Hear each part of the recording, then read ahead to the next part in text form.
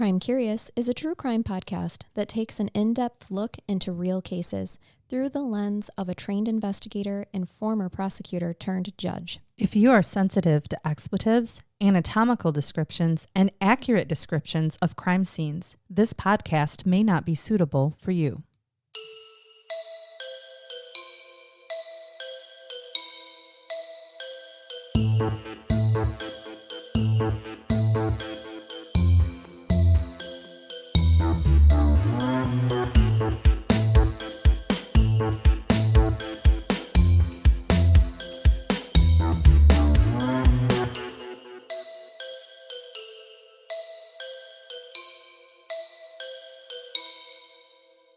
Hey Crime Curious crew, we wanted to tell you how you can fuel your soul with every sip from Pretty Bomb Coffee, one of our small business sponsors that we have fallen in love with.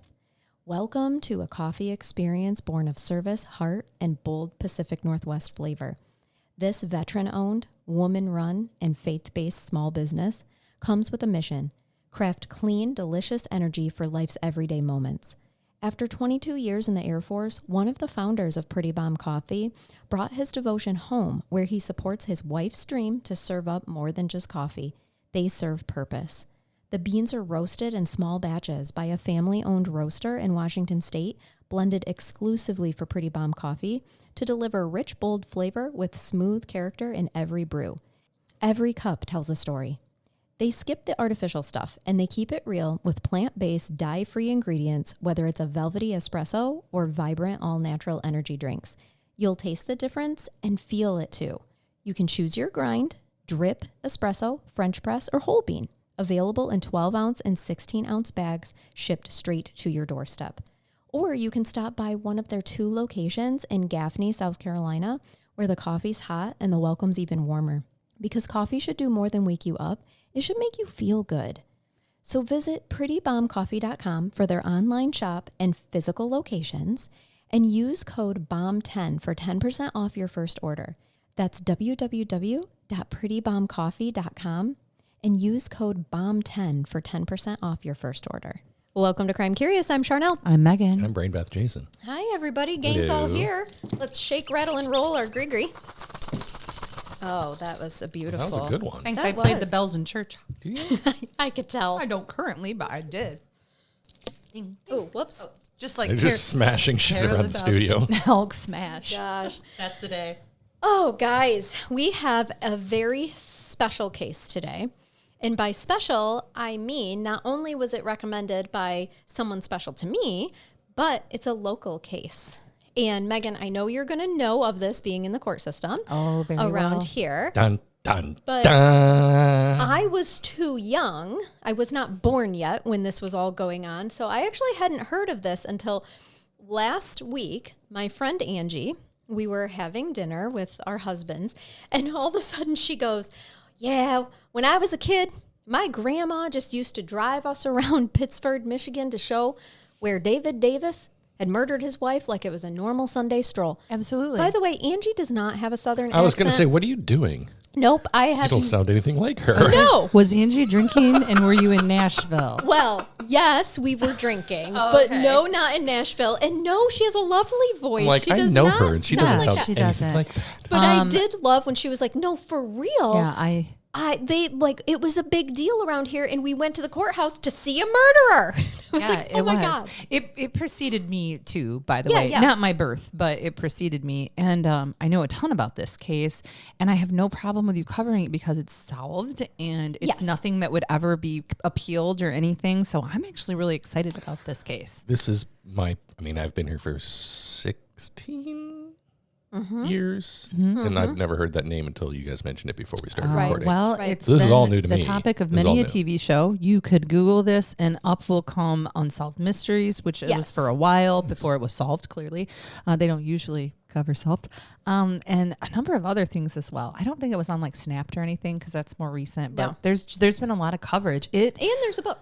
unfortunately made our town pretty famous for a while. Yeah. and Yeah. not for the reasons you want to. Oh, yeah. No. It's one of the more publicity recognized cases So to ever next come out of time Hillsdale County. next time I'm somewhere visiting and I'm like, I live in Hillsdale, and they're like, oh, What's Hillsdale known for? Hillsdale College. Usually the college. That's what That's people usually my always say to first me. answer. Methamphetamine. Meth and corn. Horses. Horses Awesome. and lots of deer. And apparently Horses. a guy who... Horses. And speaking of horses, David Davis. Yeah, David. Oh, David. You guys, David. that's a lot of D's. Before we get started, though, we are going to dedicate today's... You have to say it. I know, I will. I'll handle this part. We're going to dedicate today's show to our friend who passed away, our dear friend, On Woody. July 24th. Yep, passed away July 24th.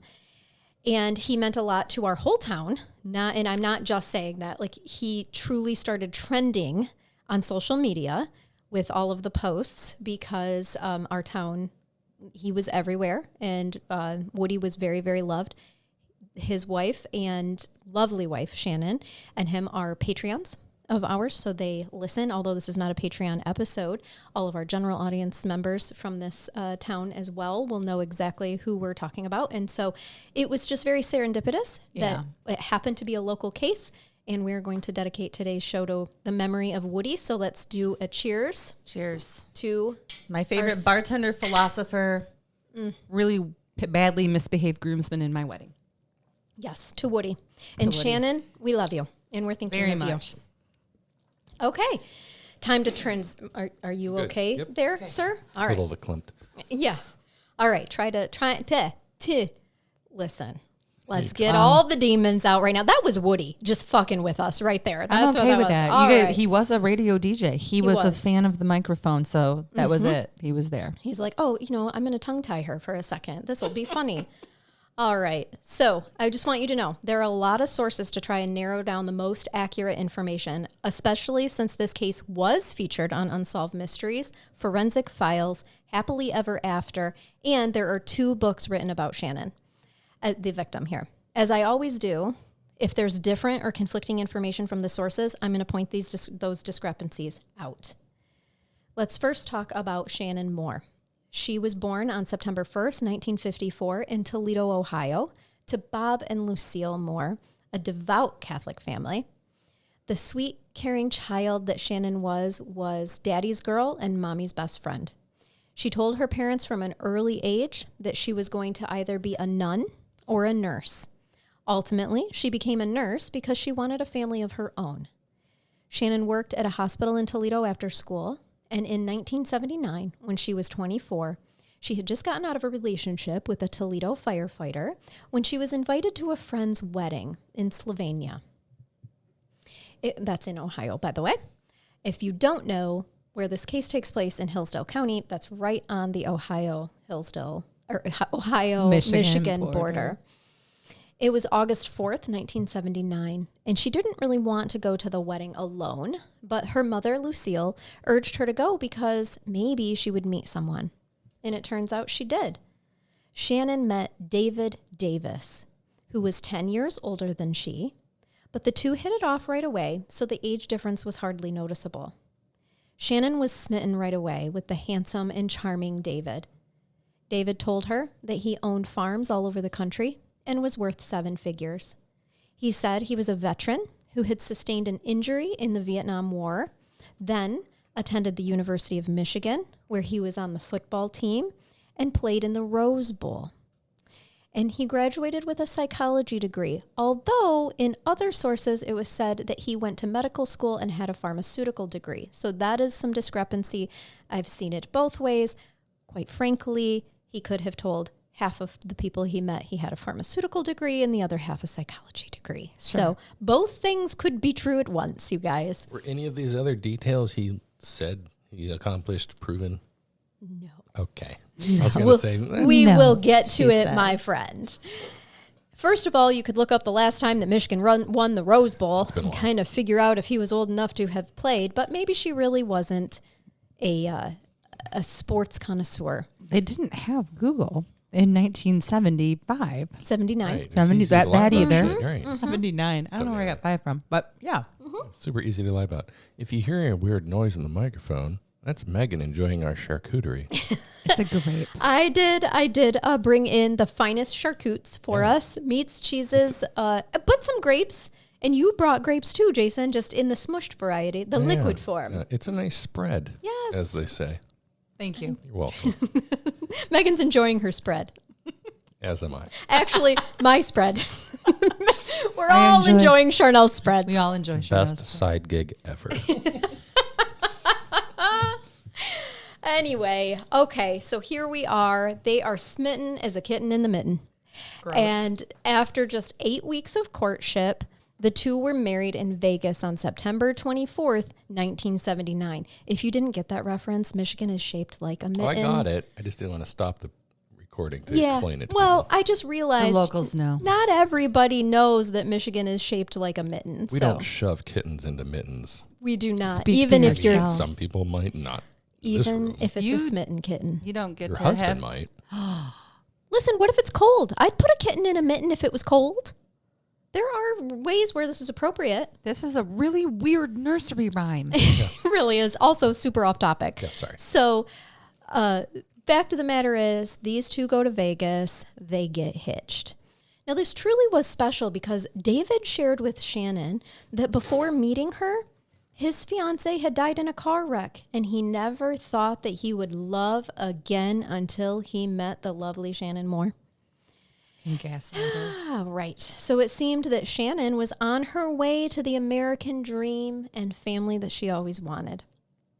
So she moved to Pittsford, Michigan, into David's home. He had a farmhouse and about 100 acres. Pittsford, Michigan, where dreams come true. Where all Said no one ever. It is a lovely area, Jason. Oh, that post office is rocking. they have a good bar. So the couple bought 2 Tennessee walking horses and would often spend time riding either with their neighbor, Dick Britton, his son, or Shannon's nephew and their dogs. Shannon was the only source of regular income because she had gotten a job at Flower Hospital in Sylvania, Ohio, not far from Hillsdale County. Aside from the corn and soybean crop that David grew on his farm, remember, he was Quite disabled. The farmer. He was a farmer and he was disabled from his time in the war. Oh, yeah. So he couldn't work. True hero. Shannon had told Lucille after their honeymoon, that's her mama, after their honeymoon, that David had taken out a sizable life insurance on her and on him so that if one of them should pass, then the farm could be paid for, whether he dies first or she dies first. Now listen, you don't need to smack your head right away. That's actually a typical thing for couples. We recently have increased our life insurance. I did question the fact that I was about to go hiking in the Smokies where there was no You weren't recently service. married. No, but he did recently increase my life insurance by a significant amount. Enough that if I fell off the mountain, it would be questioned. Okay? Jay, if you... But no one would question you falling off a mountain. That's something No, that they could wouldn't. happen. They would. Oh, and definitely. if I came back alone, I would go to jail. Oh, yeah. If he came back alone, they'd be like, "Oh, did she fall? She fell, didn't she? Right. Yes. She trip and We all fall. know. That must have been so hard for you, Jason. RJ, Jay, who's right here. Yes. If you and Nance have not put life insurance on one another as newlyweds, You should. you should, my friend. If Matt something and I happens to did the other person, that's how you like pay for your home and stuff. So take that some time to grieve Yeah. before you move on with the next I know it hottie who sounds comes weird along. and not romantic at all, but you really both should consider that. Right. It's not suspicious. It's only suspicious if Don't she be dies. this suspicious. point- Don't be suspicious. Don't be suspicious. You're worth so little that she'd have to sell the house. No, I'm totally worth more to her alive. Okay, correct. That's not... He's like, I'm going to keep it that Actually, way. our work life insurance is pretty good, and if you die on the job, it doubles. Yeah, but she's not getting it. My kid is. Well, that's true. And vice versa. Sure. Okay, but you I still forget need to about- make sure you guys have it. So I you forget know. about have second life marriages. insurance. This is besides the point, but you guys should get at least a separate life insurance policy with each other on it to pay off the house. You In at her least name, I usually don't have. give a fuck. Jesus Christ. Oh. What? Anyway, July 23rd, 1980, just 10 months after the wedding. Want me to repeat that? Nope, In our- 1980, 10 months after the wedding. July 23rd. You were but a glimmer in your mother's eye. I know. I was not. I was still riding around in my dad's sack. So just after 10 months after the wedding, Rod and I are very close. It's okay. Clearly. Also, he does not listen. He will Yeah. never know I No. said that. Well, until you get the Christmas T-shirt pajamas made. You should get one for your sister and brother, too, and just wear them. Remember when we were just cradled in your sack? Yeah. All right. Out of the I don't wanna sack think since about Rob's 19 sack. whatever. Okay. So Yeah, let's talk about Jim Sack. What I'm trying to tell you is that 1980, they'd only been married for 10 months when the couple rode their Tennessee walking horses to visit Dick Britton. While at Dick Britton's property, David helped him repair some machinery, and then him and Shannon trotted off towards home. Now, they were going into the woods under the premise that they were going to have intercourse, because this is something that was a regular part of their relationship, was outdoor sex. Don't frown on that either. It's only because I recently got bit by a tick. It sounds really bad. I think that if you're someone that enjoys... that's terrifying to me right now. If you enjoy outdoor activities like horse riding or kayaking or hiking, at some point in time, you may find yourself with your significant other in an area... Sex on the fucking Appalachian Trail, I am not admitting any of that. You are perverse for even suggesting that. How dare you, sir? How dare you? I'm just saying, at this point in my life, I'd be like, no, I'll pass. We can go home. I'm afraid of ticks. I actually agree with that. But these guys are newlyweds, and they're enjoying a hobby that they like enjoy a hobby that they like. Exactly. She's 24 years old. Right. Yeah. Yes. And she went from a Tennessee Walker to a Shetland pony in about 2 minutes. Nice. To a Shetland pony. Truly, this is why, because I mentioned earlier that Dick Britton's son or Shannon's nephew and their dogs would usually accompany them on the horse rides. Well, this was why this particular ride, they didn't come along, because that's what, David said, that why those things didn't happen was because they were planning on getting down and dirty in the dirt. Date night. Yes. At sunset with nothing but the horses for witnesses. I tried to whinny and I started laughing. I'm a bad person. So not too much after they left Dick Britton's house, David came rushing back saying that Shannon's mare had bolted and Shannon had fallen and hit her head on a rock. When Dick Britton arrived, Shannon was laying on her back with no shoes on and her blouse partially unbuttoned when Dick and David arrived back on scene with Dick's car to rush her to the hospital. Correct. This is all exactly how it was reported. Yeah. Lucille and Bob arrive at the hospital to find David in tears, telling them that their daughter did not make it due to head trauma from the fall. He said she was an inexperienced rider and just lost control. It was a tragic accident. Now, Lucille felt that Shannon's marriage was truly made in heaven. She began to love David herself. Bob described him as a man's man. He was an outdoor person who liked hunting and fishing. Bob said that he was very manly and likable, because in 1979, that's all you want for your daughter. Someone who's manly and likable. Some days I want that too, Charnell. Lucille thought that he would protect Shannon from anything. She had no idea what he was really like. Shannon's death was not fully investigated at first, as her death was ruled an accident due to the doctors saying that she had succumbed to injuries from the fall off from the horse. Police did make note of her shoes being found 8 feet away from her blouse being open, the grass matted down near her, and the fact that the rock with blood on it was the only rock within 100 yards, but still it was ruled an accident from falling off the horse. After Shannon's death, Bob and Lucille began to discover that David was not the man he seemed to be. They began to find clues in his behavior which led them to believe that her death was not an accident. The first red flag for Bob and Lucille was the fact that David said all of his money was tied up into the farm and he didn't have any money to pay for a funeral, which is why he wanted her body cremated immediately. This was something that they knew went against Shannon's religious beliefs, and they were prepared to put up a fight in court if needed. But David eventually relented after his neighbor Dick Britton had a heart-to-heart with him and said, "Dave, this is her folks. Nobody out here knows her," meaning in Michigan. "Let them take her back to Toledo and bury her there. There people will come to her grave and put flowers on it." This is a direct quote from him. "She don't know anybody here." And so, end quote. So David backed down and said, okay. Lucille also caught David in a lie. She point blank asked him if he had life insurance on Shannon. and he said no. But Lucille knew better. David had no idea that Shannon had shared their life insurance policies of over $220K at that time to cover the farm should one of them pass. What even Shannon didn't know was that David actually had over $330,000 on her because he had several small insurance policies that she didn't know about. And do you know why that is? In the state of Michigan, you can take out an insurance policy on anyone. Mm-hmm. And anything. Without them knowing? Yes, sir. That seems a little backwards. Shady, at least. Yes. Oh, yeah. Now, you can take out an insurance policy on whomever. Don't get any ideas. Well, I'm looking at both of you like, do you guys have insurance policies on? You'll never know. Michigan law doesn't make me disclose that information. I mean, you are my, I'm not podcast saying partner. anything, but that tick bite was unfortunate. I called him like, I'm feeling better. Like, God damn it. If it weren't for the fact that I was like, do you have any unusual bites or scrapes, you might actually be a little suspicious right now. There's usually limits, though, like 25,000 here, 25,000. It's not like somebody's going to go, like some random person's going to be able to come and take like a $2 million life. That's a red flag. Yeah, sure.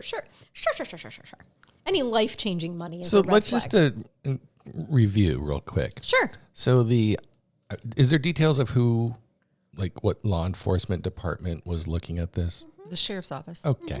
And Michigan State Police also. Okay. Yeah. Yes. And I She hasn't obviously- disclosed This is any of obviously that. before our time. Mm-hmm. But I know some of those officers, They so. literally looked at this and they're like, yeah, no, this makes sense. Well, the doctor She has was no the one. shoes. The doctor was, because he explained that they were going to go out there to engage in So sex. she's jumping around on this horse, kicking her shoes off, taking her top off, and then the horse took off. Perhaps Because that's logical. Perhaps it's more That was so sarcasm. that I was they had- laying it on Jay? I think fairly you're going to thick. be. Jay, perhaps it's that they had already engaged in sex. And she's like, and- fuck those shoes. I don't need them. Well, Or she Said climbs no up one- on said the, no she woman climbs ever. up on the horse. Never. No. She climbs up on the horse and says, "Hey, babe, hand me my shoes," and then accidentally kicks her horse into gear All right. with her heel, and it takes off. I'll and she play. falls on I'll the play rock. along. Good. but I mean, I get what you're saying, but the problem here is that the doctors were like, yeah, it was head trauma from falling. And as we know, we have to defer to the So no one would have coroner. probably called the police at this point in time. There's no crime at this point. Mr. Britton, who is they It go really and get. was ruled an accident. Her death was ruled accidental. Mm-hmm. Yep. Now here is the thing, though. Dick Britton might have even been onto David even sooner than her parents, because the day after Shannon's death, David was sitting at Dick's kitchen table and asked him if Dick's neighbor was still interested in selling some of his property. And Dick was like, "What? You're thinking about buying more land right now?" And David, reading his tone, immediately just told Dick to never mind. But that struck Dick Britton as not being right. How could you be thinking of buying more land not even 24 hours after such a tragic accident? Now, Bob and Lucille held a funeral service for Shannon in Toledo, where she grew up and where they still lived. They were shocked when David's mother and stepfather, Joyce and Theodore Powell, showed up to the funeral, because they had been told that David was an orphan. And his own father, David Ellsworth Davis, was also still alive. So Mr. and Mrs. Mohr, her parents, also discovered that their daughter's husband wasn't a millionaire, didn't own multiple farms, was not in the military, did not graduate from U of M. Never went to a Rose Bowl. Nope, was not in the Rose Bowl, and didn't have a degree in jack shit. Except for maybe bullshittery. Right. They also learned that David had been married before and had 2 daughters from that marriage, something that some sources say Shannon found out about just days before her death. But Bob and Lucille were told when they met David that he had never been married and had no children. So who is this David really?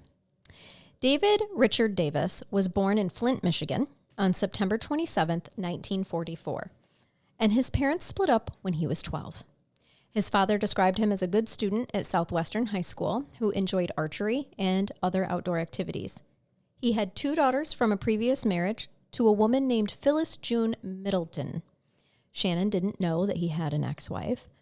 Phyllis and David lived together on the Michigan farm in Pittsford. Alleging physical abuse, she filed for a court protection order, and the couple divorced in 1976, so 3 years before he married Shannon. 2 days after the burial, 6 separate insurance companies contacted the funeral home requesting copies of Shannon's death certificate.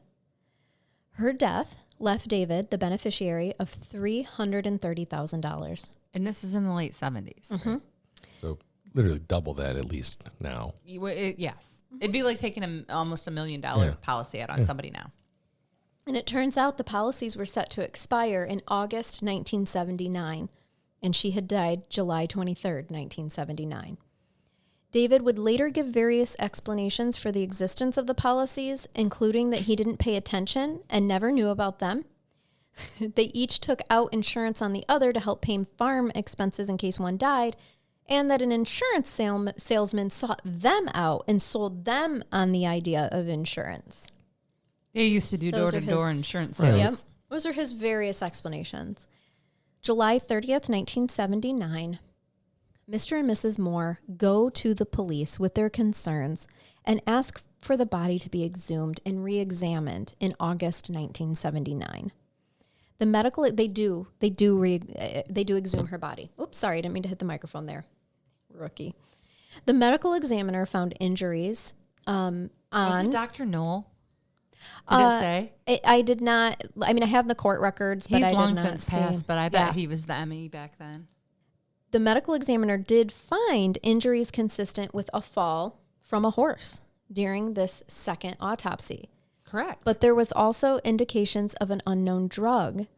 However, but the medical report still ruled the death as an accident at that time. The unknown drug could not be identified specifically, and there's a scientific reason for that, and I'll get to it in just a minute. The Mohrs also discovered that David had plans to move to Florida with a girlfriend shortly after Shannon's death.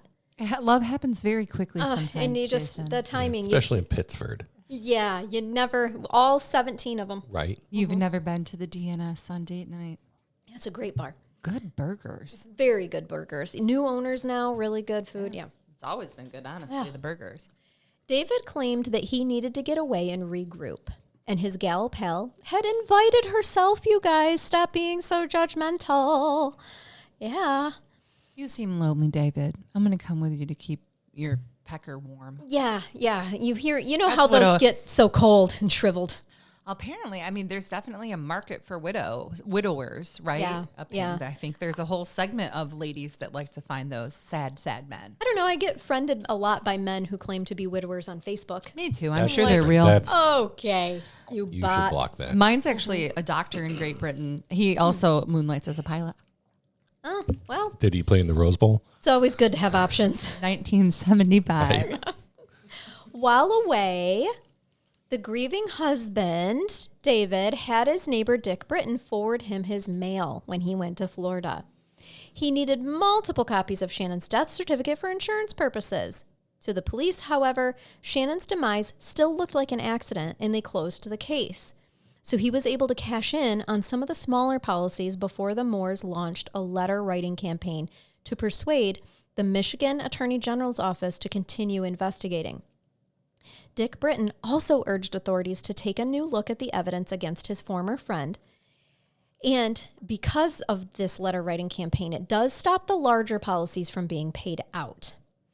The Mohrs also make note of the scratches on David's face and hands that they saw at the hospital that he explained away as being from branches when he was in a rush to get back to Dick's house for help on that day that Shannon was thrown from her horse. In October 1979, a Detroit Free Press reporter named Billy Bowles started poking around due to the letter-writing campaign of the Mohrs and Dick Britton and discovered sketchy incidents from David's past. He had twice profited from fire insurance on his farm. He insured everything, his father-in-law would later say. And he collected workers' compensation from a suspicious injury supposedly incurred while working for a car manufacturer. Bowles also found out that David had taken some advanced courses in pharmacology at the University of Michigan, although he had never graduated. Billy Bowles published his findings and suspicions, and the Michigan State Police reopened Shannon's case. Again, this is what stops that payment from those bigger payments from coming through. Detective Don Brooks was assigned to the investigation. He felt that the information contained in the newspaper article was phenomenal and indicated foul play was involved in Shannon's death. He contacted the toxicologist, Dr. Robert Forney, who had earlier found traces of the unknown drug in Shannon's body. Sorry, it was mentioned, and I just forgot Dr. Forney.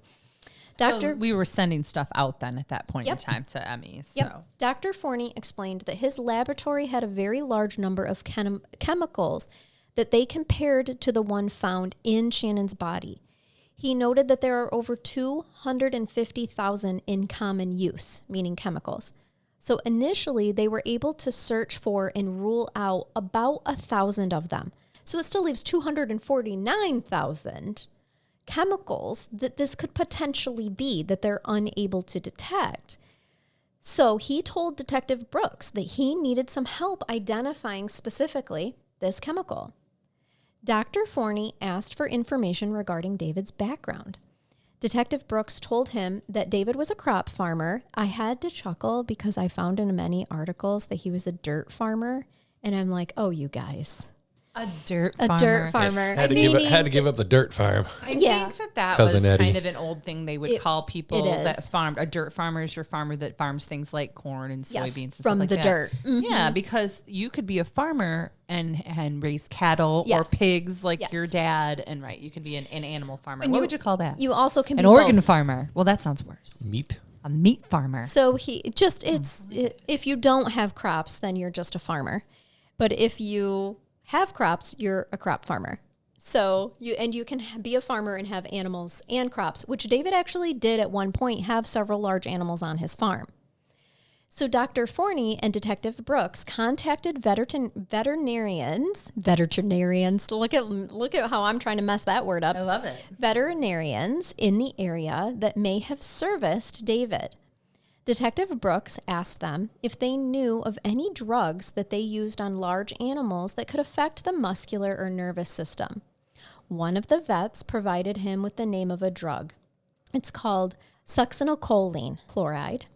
It's an animal commonly used as a horse tranquilizer, but it's a large animal tranquilizer, but its common use is for horses. And it causes massive paralysis of the muscles responsible for breathing. The problem is that Dr. Forney does not have the right testing equipment to get a positive match for this drug, which is why it was simply labeled after the first time they exhumed her body as an unknown drug. So investigators farmed out the lab work to Swedish scientists who had developed methods for detecting this particular tranquilizer. And they found high concentrations in 2 areas of Shannon's body, suggesting someone had given her 2 shots of the drug, which is often used on the horses. Investigators eventually concluded that the injections, not the head injury, killed Shannon. This tranquilizer paralyzes every muscle except the heart and makes it impossible to breathe without a ventilator. The drug probably left Shannon conscious as she slowly suffocated. Next, Detective Brooks had to connect the drug to David. He determined that several years earlier, David had taken part in a deer hunting camp at which its members used this particular tranquilizer to hunt deer. They put the drug on, I can see both of your faces right now. They put the drug on the tips of their bows so that when it strikes a deer, the deer would be unable to run and subsequently get lost in the woods where it couldn't be found. It's a pussy move. That's not legal, and you can't go hunting like a real man. It's a bitch move. Exactly. They're both bitches. I wish that they'd give the deer something back to shoot them with. Oh. Right. But it essentially paralyzes the deer so they drop right there and don't run, so you don't have to track it. Also, big fan of harvesting deer because the population and we eat them. So right, I'm not trying to... No, but, it's not the ethical way. No. Work on your aim. Yeah. No, that's the thing. They're poaching. They're still... They're sport hunting. They just want antlers. Who's going to eat a poisoned deer? Right. Shannon's cousin also reported seeing the drug on their farm along with several syringes. So Shannon was exhumed a second time in early 1981. There were 2 injection marks found, one on her shoulder and one on her wrist. There were several bruises that were also found there. Samples taken from the second autopsy were also found to contain the tranquilizer. Detective Brooks contacted Bob and Lucille and told them that they had enough evidence to arrest David. But by February 1981, David sold his Michigan property, collected a 5-figure payout from Shannon's smaller policies, and taken up residence on a sailboat in the Bahamas with his girlfriend. Him was out of the U.S. at that point. He was waiting the final results of Shannon's latest autopsy so that he could get his hand on the big payouts of the insurance money. On October 13th, 1981, a grand jury issued a first-degree murder warrant for David. Detective Brooks believed that he had pushed or coaxed Shannon off her horse, wrestled her to the ground, and then paralyzed her with the lethal tranquilizer. So I think, and I've always said, I think while they were on the horses, he shoved the tranquilizer into the shoulder and then pushed her off the horse. And then once she was already kind of incapacitated as they're struggling, he was able to get the injection in the wrist where it'd get intravenous quicker. That's always how I felt about this case. And then he struck her on the head with a rock so that the injuries would appear accidental. That she fell off, correct. Right. Because the statistical chance of her hitting her head when she fell off the horse in the forest. Right, within 100 yards of where they were at, give me a break. Detective Brooks is certain that her death was a premeditated murder, of course. When the police went to arrest David, he was nowhere to be found. They came close to capturing him in Port-au-Prince, Haiti on Christmas 1981, but he fled, leaving behind his sailboat. So now he's on the lam, and Bob and Lucille want him living in fear, knowing that they won't stop looking for him until he's captured. I love vindictive family members. Oh, me too, because that's exactly how I would be. You better know I am hunting you down. I am so much worse than when the law enforcement finds you. You better hope they find you first. It's very Liam Neeson of me. Absolutely. So there were many media coverages of this case, including Unsolved Mysteries throughout the 80s. Then in December 1988, Unsolved Mysteries actually re-aired their episode on Shannon's case, asking for the public for help. I was 11 years old, and I remember watching this with my parents. That's so funny. No, I was not allowed to watch it at the tender age of 5. I watched Stephen King movies from the time I was old enough to watch. That explains a lot. It should. It really does. Thanks, Mom. You're a good parent. I love you. Within days of the December 28th, 1988 repeat broadcast, tips came pouring in. There was a tip from a Beverly Hills dentist named Sherry Lewis that said that the fugitive looked like a man with odd thumbs that she had dated. She also said that David had actually garnered sympathy by speaking of his wife Shannon, who drowned. And there was in her own blood. Right. Yeah. And a Hollywood stuntman, Bo Gibson, thought that David Davis's picture resembled his best friend, Rip Bell, who had given him flying lessons. But ultimately, it was an anonymous viewer, only said to have been from the United States, whose tip led the FBI directly to David Davis. She said that he was a former boyfriend of hers, going by the name of David Meyer Bell. Now remember, the other guy said Rip Bell, right? The other woman said that she dated a guy named David as well. So, but his wife Shannon had drowned. So there are connections here through these tips. Now, this anonymous viewer said he was living in the village of Tafana on the tiny island chain of American Samoa in the South Pacific, 2,000 miles south of Hawaii. He was in Bora Bora. Yeah. Investigators, checking the tip out, learned that he had previously obtained a Florida driver's license under the name David Meyer Bell. With that name to check out, investigators learned that in 1985, he had fled to American Samoa, where he lived in a one-room shack. Before that, he had lived in Florida, Haiti, Alaska, and among other places. In 1986, he married a 20-year-old Samoan woman named Maria Coletti Sona. They met working for Samoa Air. He told her that his first wife had died in a tragic car accident. That's the same thing he told Shannon. Yes, he had told Shannon days before her death, allegedly, that he had been married before and that she had died in a tragic car accident. And he did tell his Samoan wife that his first wife had died in a Did car he accident. mention the second wife's tragic horse accident? Not that I know of. Or drowning. Weird. Like he did the other one. In American Samoa, David had obtained a job as a chief pilot for Samoa Air, a small commercial airline. On January 6th, 1989, he was arrested. He was apprehended by 4 FBI agents on his way to work at the airport in Pago Pago. He was extradited to Honolulu, Hawaii, and he admitted his identity and voluntarily agreed to return to Michigan to stand trial. At a stopover in Hawaii, David, who was 44 at this time, wore a blue and white Aloha shirt during his FBI questioning. In addition to identifying himself as a pilot, David had posed as a doctor, nurse, and a harpsichord player while on the run, according to the FBI.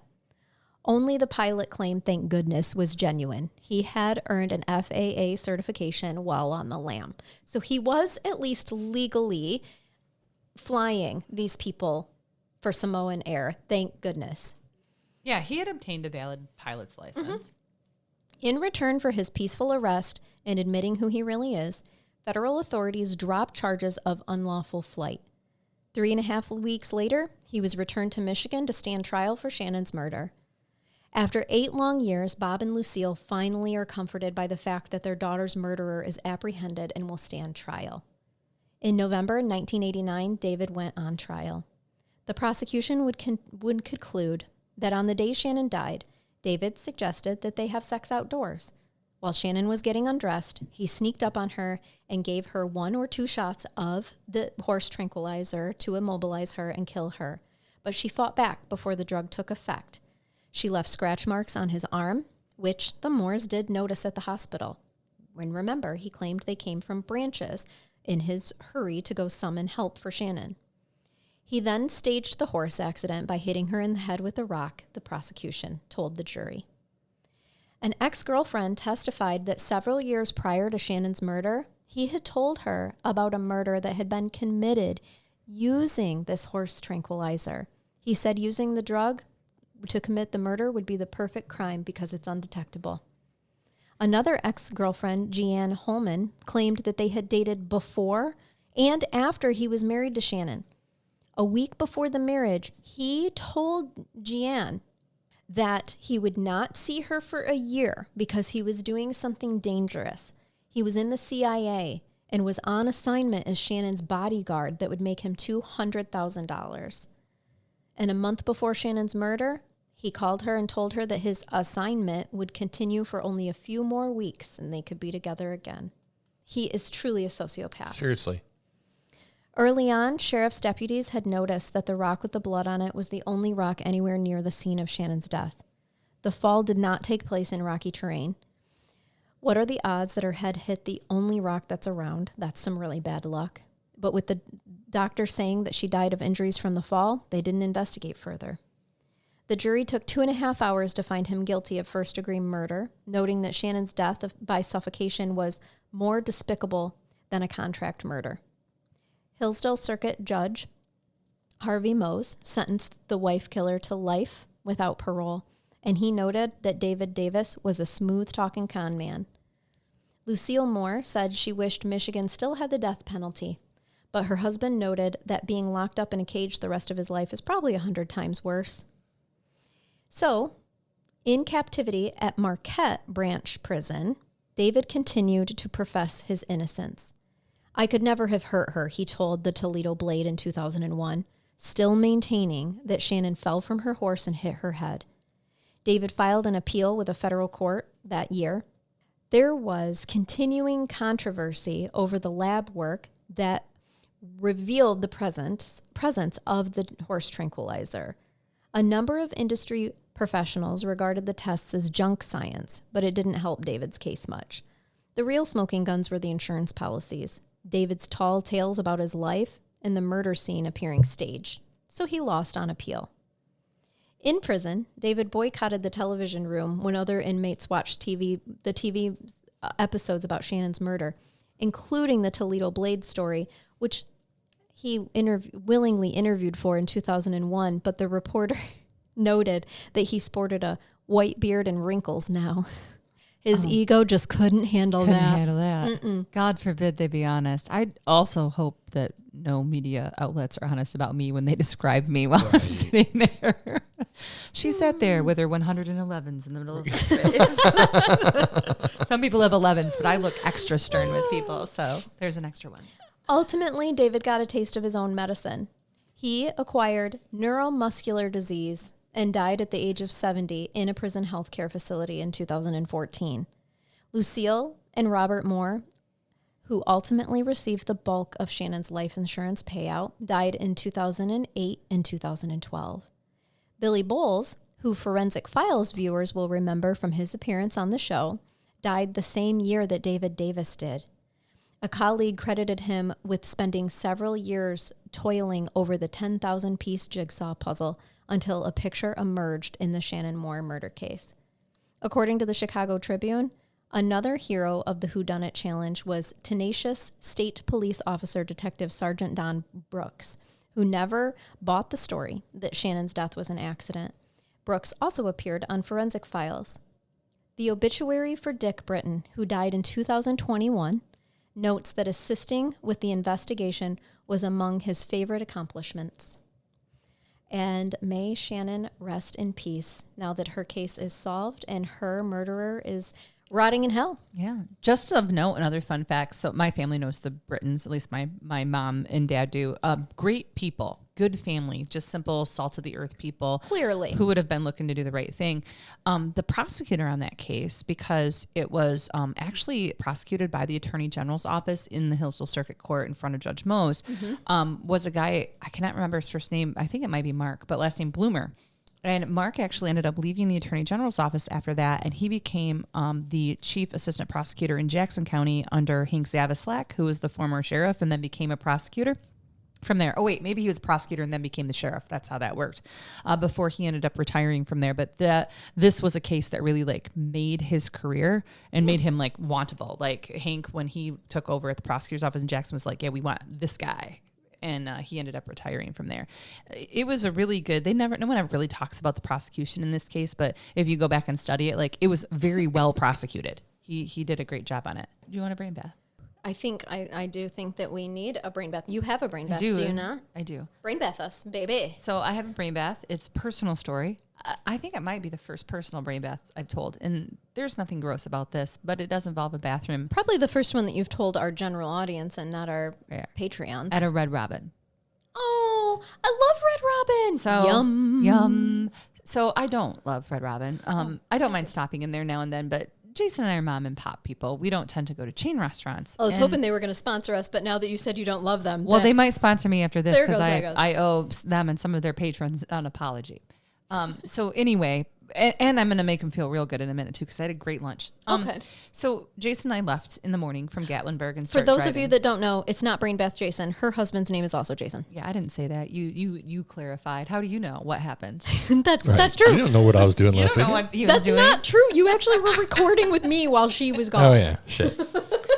So it's almost 4 p.m. and we ate at breakfast. And finally I was like, can we just stop someplace? We were still about 4 hours away. And we pull off the interstate and there's just a ton of chain places. And I'm like, let's just stop at one of these places. Hey, there's a Red Robin. I haven't eaten there in a while. So we go in. I was in the mood for salad. I know I'm weird, but also onion rings. So we needed one of their onion ring trees, and then we split a healthy salad. So we split a big salad and our onion ring trees. Life's about balance. It is about balance. And I had been in a car for 4 hours, so I really needed to pee. I'm like, okay. Of course. Before we left, I downed 3 things of iced tea and got it to go. And I'm like, I'm going to go use the bathroom. I'll be right back. So I go in the bathroom. And there's obviously a lady in stall number 1, and it's a very small bathroom. There's only 2 stalls. So I go in stall number 2, and I pee. And the person next to me is making some noises, but everything seems to be okay. And I'm like, okay. In the bathroom, it's a little gross. It's not sorry, Red Robin. Your salad was great, but your bathroom, it could use some help. And sure. And so it isn't an automatic flush toilet. It's one of the old school flush toilets. And I don't flush those with my hands. Use your foot. Absolutely. So I did use my foot. Did you fall down? But I was wearing flip-flops. Yeah. Hold please. And as I lift my left foot up to press down on because I didn't take my flip-flop off, Jason. I am a cheerleader. Why would you? Absolutely. I lift my foot up to flush the thing, and I feel it. I feel it sliding, starting to slide off. I'm going to lose my flip-flop in the toilet. So I did the only logical thing that one would do, and I kicked really high in the air. And my flip-flop flew off, went over the stall. Oh, my God. And all of a sudden, I heard it, and then my flop on the floor in the other stall. And I go, sorry. And the lady goes, oh, it's okay, and just shoves my flip-flop Slides it underneath. under, where I proceed to get it, wash my hands as quickly as I can, run out and tell Jason, did you pay the bill? Did you pay the bill? We have to leave now. Cannot let this woman recognize my face. And he's like, what is happening? I'm like, let's go. Right. This woman Let's go outside. So that's the story of how I assaulted a woman in an Ohio Red Robin. She didn't even ask any questions. She just said, that's fine. okay. But I heard her go, like it hit her. It hit her in the and head. then it fell. I don't know This where it woman's hit her. going through some stuff, and she's working out that double cheeseburger. And then- you hit her in the head with a dirty flip-flop. I know. Not just a flip-flop, like the outside, the bottom of it was on the bathroom floor that whole time. And It probably hit her in the face. Watch my sad little flip-flop come back underneath. That I'd clearly just almost dropped it. It could have been worse. It could have been a wet toilet flip-flop that I kicked at her. But I saved my flip-flop point in case. Like, there was an assault that occurred, but it didn't get wet. The fact that she didn't even ask how, because I would have given it It's a back woman's to bathroom. you. I It's would have totally given it back understanding. to you, There's but I no would have judgment in said, that room. I'm going to need an explanation. I would have said how as I'm passing your flip Like, flop. you okay in there?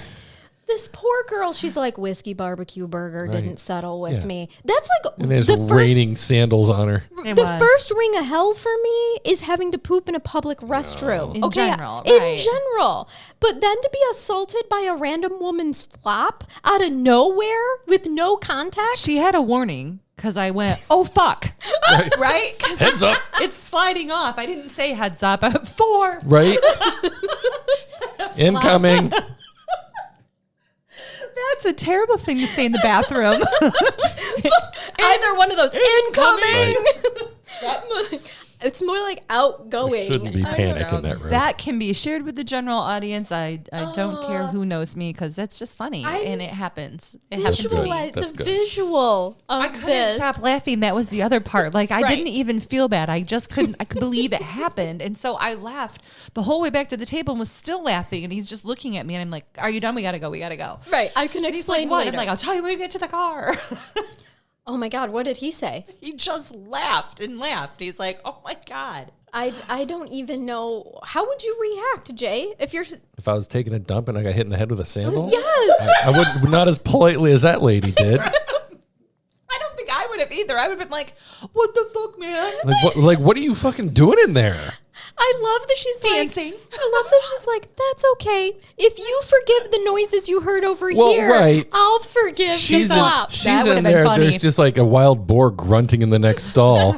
It's like a waterfall. That's serious. But Oh. as she's handing me my flip flop, she should have been like, "I'm gonna forget about this if you can Right. forget about Exactly. this." Exactly. Ignore what you heard, and I will never tell anyone I got hit in the head with your shoe. Same. That's right. Same. This So, never happened. wherever you are in outside of like metro north of Cincinnati area, Ohio.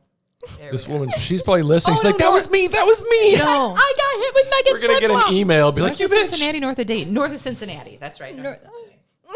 Get a random email. She's like, you bitch. I was the Red Robin pooper. Sorry.